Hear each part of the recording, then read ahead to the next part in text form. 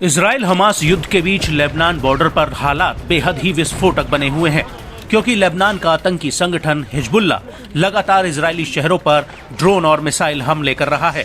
लेकिन इजरायली सेना भी हिजबुल्लाह के हमलों का माकूल जवाब दे रही है। लेकिन हिजबुल्लाह के भीतर एक ऐसी यूनिट है जिसने लेबनान और इजरायली बॉर्डर पर कोहराम मचा रखा है।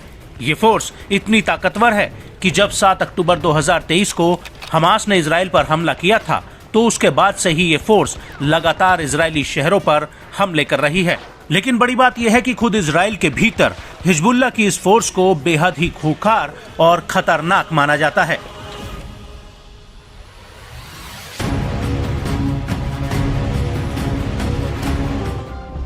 जी हां, हम बात कर रहे हैं हिजबुल्लाह की रैडवान फोर्स की, जिसे हिजबुल्लाह के भीतर एक इलीट फोर्स माना जाता है। बड़ी बात यह है कि रैडवान फोर्स में हजारों स्वतंत्र लड़ाके हैं जो अपने आप में ही बेहद ही ताकतवर हैं।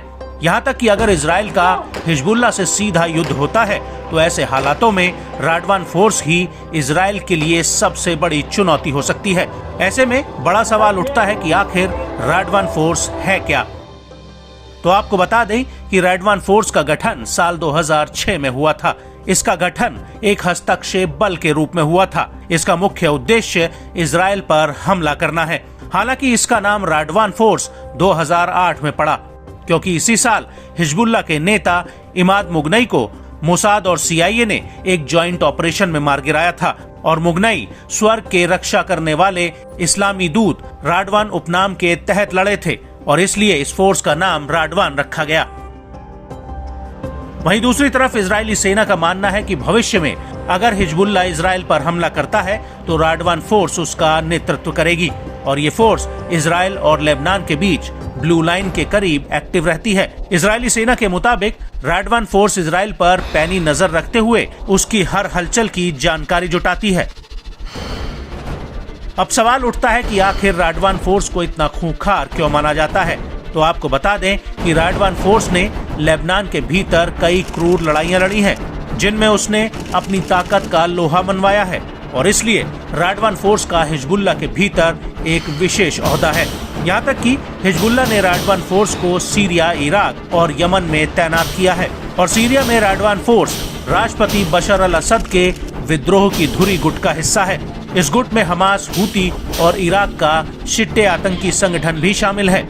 हिजबुल्लाह के एक अधिकारी के मुताबिक रैडवान फोर्स के कई लड़ाके सीरिया में लड़े हैं और इसके लड़ाकों ने राजस्थान, पहाड़ और बर्फ जैसे माहौल में युद्ध लड़ा है और यही वजह है कि रैडवान फोर्स के लड़ाकों की ट्रेनिंग बेहद ही एडवांस और बेहतर होती है।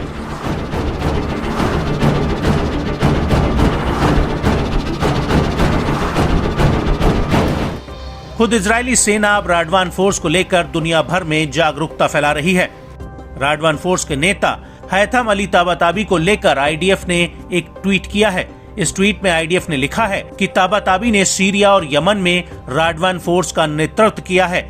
यह हिजबुल्लाह के प्रशिक्षण कार्यक्रम, सामग्री और व्यक्तिगत समर्थन मुहैया करता है ताकि क्षेत्रीय इलाकों को अस्थिर किया जा सके। वहीं अमेरिकी स्टेट डिपार्टमेंट ने साल 2016 में ताबाताबी को विशेष अंतर्राष्ट्रीय आतंकी घोषित करते हुए उस पर $50 लाख का इनाम रखा था।